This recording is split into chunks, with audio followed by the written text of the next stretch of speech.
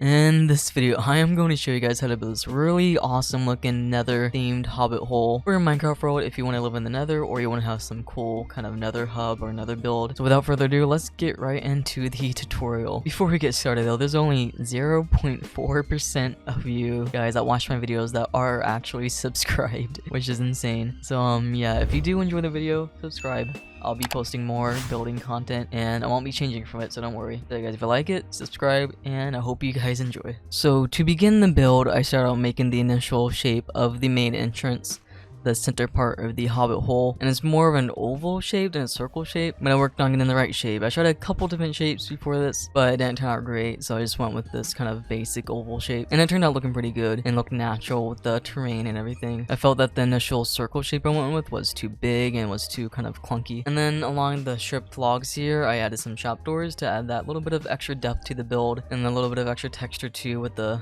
fancy trapdoor texture. And then to fill in the center for the main kind of wall block, I tried a couple different blocks, but in the end I settled with smooth quartz, which turned out looking pretty amazing with the blue kind of cyan color that is the warped roots and everything. So yeah, I made my spot for the door, and then I mixed in some regular quartz blocks in the middle just to add that kind of extra texture to it to make it look not as boring as it is with just the smooth quartz. And then now I try to come up with the portion for the second part of the hobbit hole, the left and the right side. I try to do something that kind of arches over that connects to the main one, and then I tried a couple of different circle shapes, but some of them ended up too big. But I did end up settling with the smaller circle shape that's close to being connected but not quite, and it turned out pretty good. It was kind of natural, it fits into the build, and it works well with the overall shape that we have with the center and everything. And yeah, as you can see, it did take quite a few tries of getting the correct shape down. Yeah, I'm building, there's a lot of trial and error. It's not going to be perfect the first time. It does take a bit to get that right shape initially. Yeah, then here, make sure it connects smoothly with the main building. And then I want it to look clunky or like it doesn't fit in, so I try to make it look as smooth as possible. And then again, I added some trapdoors to add the depth. And I pretty much just loaned the left side on the right side. Same shape and everything, just pretty much copied it to the right side. And then I filled this part in with smooth quartz as well,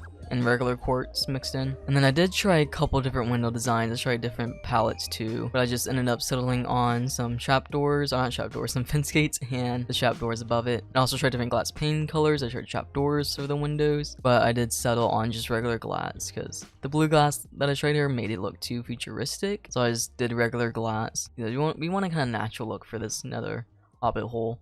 Nothing that's too crazy, too obscure. And then below it added some stairs just to kind of blend in with the window, add some extra depth. And then I tried the same thing for the middle because I did have some more room to work with, so I wanted to see if I can make anything kind of more fancy. And then after that, I made the main entrance part a block thicker so it sticks out more. It adds some depth to the build and makes it kind of look more grand, because overall the build did look pretty flat. It was just kind of on the same level, so I extended it just to add the tiny bit of extra depth, and it added a ton to the build. And if you look at it compared to before, it looks way better than being on the same kind of level. And then I added some blackstone buttons just to kind of tie everything in.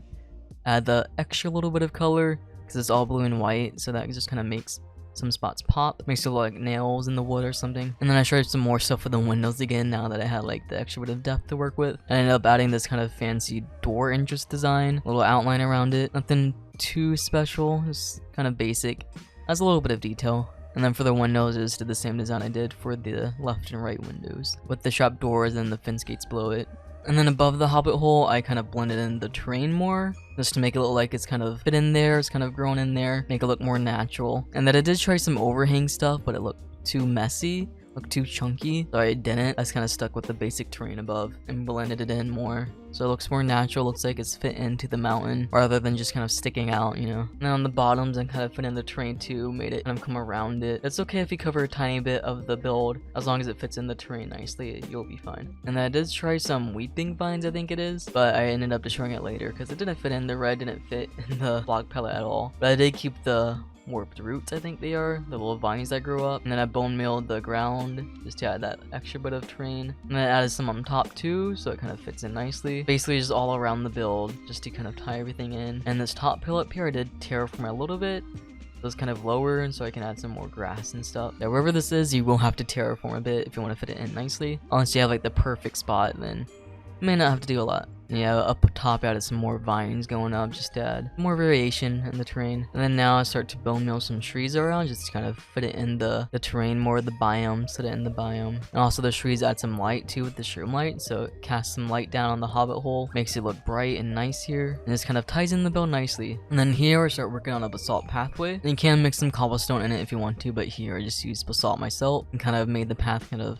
wind around a bit, not going straight, just to look more natural. And then whenever it went up in the path, I just added some cobblestone slabs, because it does match the basalt a bit. It looks fine. It may not be the exact color, but it blends in nicely. And then I tried adding some crimson plants, but I did end up scrapping those two, I believe. I did, however, add some diorite in the end, just to add some kind of like shading to the texture, and it does work out nicely. It adds that extra bit of texture to it, makes it stand out a little bit more than it would have with just all quartz. And yeah, diorite is really underrated.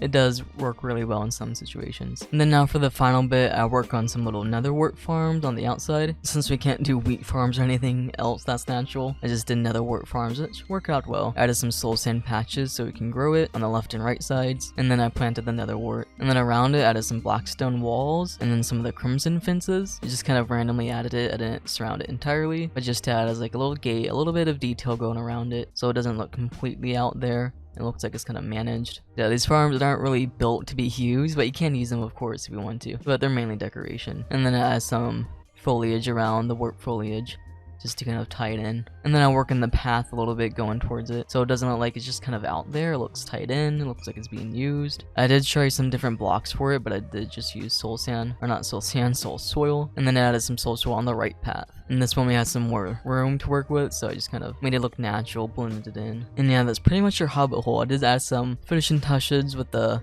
foliage, the wart foliage. So yeah, this is basically your exterior of the Nether Hobbit hole.